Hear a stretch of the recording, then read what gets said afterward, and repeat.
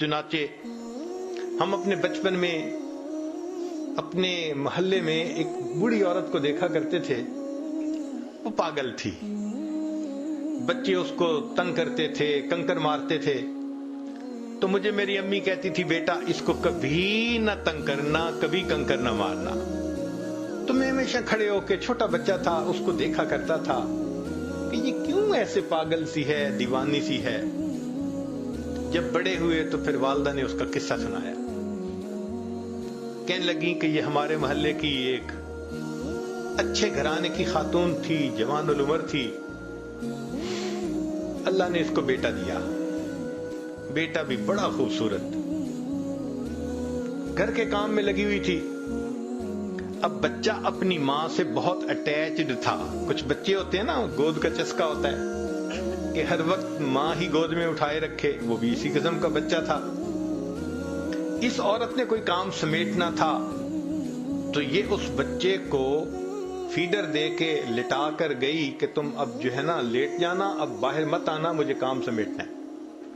اور بچہ فیڈر پہ کے پھر باہر. وہ تو معصوم بچہ تھا, چھوٹا تھا. تو ماں اس کو پھر لے کے آئی اور کہا کہ تم مجھے بہت تنگ کر رہے ہو, اب بالکل میرے پیچھے مت آنا. بچہ پھر آ گیا.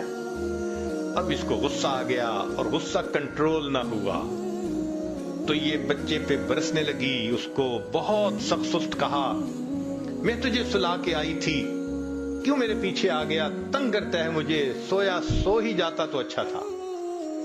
جب اس نے یہ الفاظ کہہ دیے نا کہ تو سویا سو ہی جاتا تو اچھا تھا, اللہ کی پکڑ آ گئی. مگر اللہ نے اس وقت اس کے بیٹے کو موت نہیں دی. دعا قبول کر لی کہ یہ بد دعا تمہاری زبان سے نکلی نا بیٹے کے بارے میں, غصے میں آ کے, اس کو تو ہم قبول کر لیتے ہیں, ابھی اس کو موت نہیں دیتے.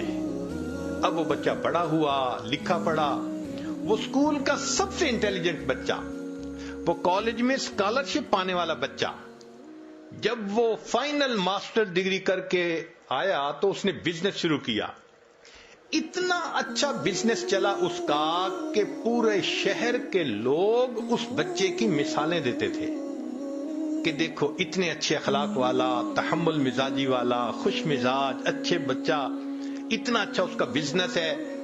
لوگ اس کی شکل دیکھتے تھے, تمنا کرتے تھے کہ میری بیٹی کا رشتہ اس سے ہو جائے, بہن کا رشتہ اس سے ہو جائے. وہ ایسا نوجوان بچہ تھا.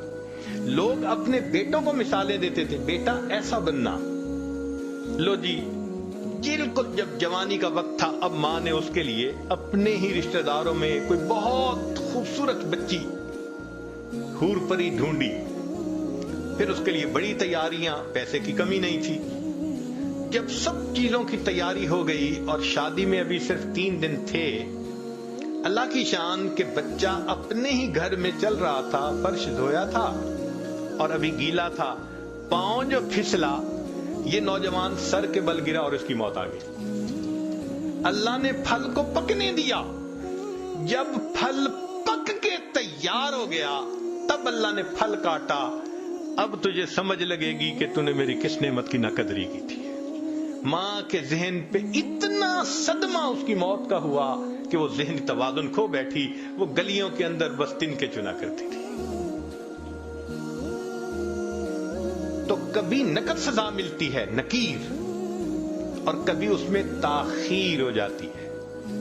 آج بہنیں چھوٹی چھوٹی بات پہ بھائیوں کو بددعائیں دے دیتی ہیں اور پھر بڑے ہو کے انہی کے لیے پھر بیٹھی رو رہی ہوتی ہیں, حضرت میرے بھائی کے لیے دعا کریں وہ نیک بن جائے, میرے بھائی کے لیے دعا کریں اس کی شادی کی زندگی میں مشکلات ہیں.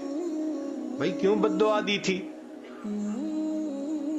تو گناہوں کی سزا کی دوسری قسم تاخیر کہلاتی ہے.